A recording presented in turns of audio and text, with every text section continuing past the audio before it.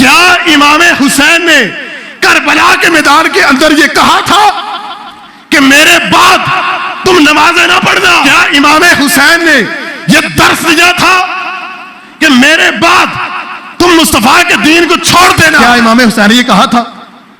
نہیں نہ کہا تھا۔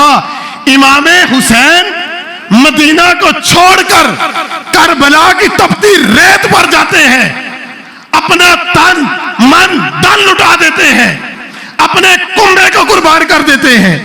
کیوں قربان کرتے ہیں؟ کہ میرے بعد لنگر پکانا، میرے بعد ماتم کرنا۔ کیا امام حسین مدینہ سے کربلا کی سرزمین پر اس لیے گئے کہ میرے نام کے لنگر کھانا؟ امام حسین اس وجہ سے گئے کہ میں حضور کا مدینہ چھوڑ رہا ہوں، میں اپنے نانا کے در کو چھوڑ رہا ہوں۔ کیوں چھوڑ رہا ہوں؟ اپنے نانا کے دین کو بچانے کے لیے۔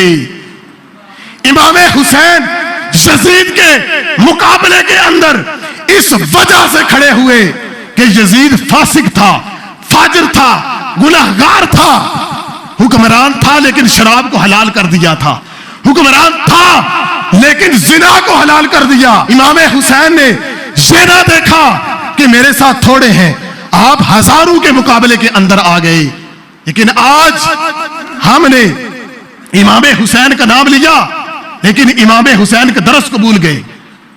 آج ایک طرف میں سارا دن امام حسین کا نام لیتا ہوں، سارا دن لنگر کھاتا ہوں، کھلاتا ہوں، لیکن نماز نہیں پڑھتا۔ آپ حساب لگائیں وہ میرا لنگر امام حسین قبول کریں گے؟ امام حسین سر کٹا رہے ہیں لیکن اپنی نماز قضا نہیں ہونے دے رہے۔ امام حسین کا سر کٹ گیا لیکن پھر بھی قرآن کی تلاوت جاری ہے۔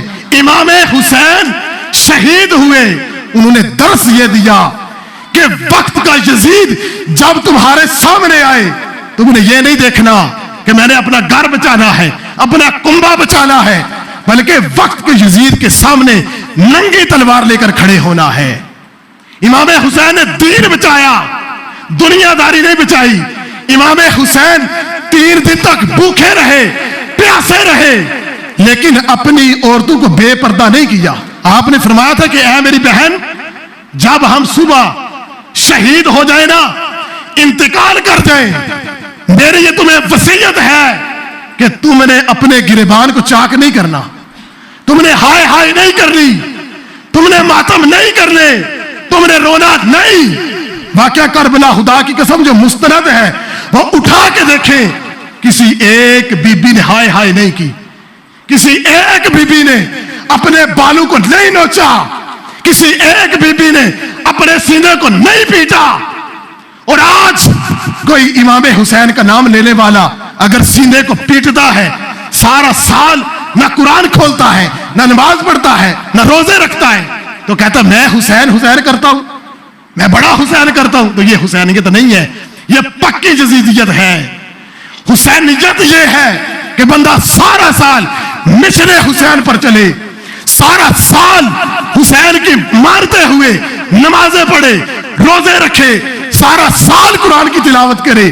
یہ حسینیت ہے، یہ کوئی حسینیت نہیں کہ بندہ کالے کپڑے پہن لے، ہو اور تو کی طرح کرنے لگ جائے۔ کہنا کہ میں امام حسین سے محبت کرتا ہوں، پھر اس کے بعد سارا سال یزیدیت، سارا سال یزید کے ساتھ جفے، سارا سال زنا، شراب، 2 نمبریاں، سارا سال بندہ کرتا رہے، اور جب محرم آئے تو میں پکا حسین ہوں، میں پکا حسین سے محبت کرنے والا۔ یہ کون سی محبت ہے؟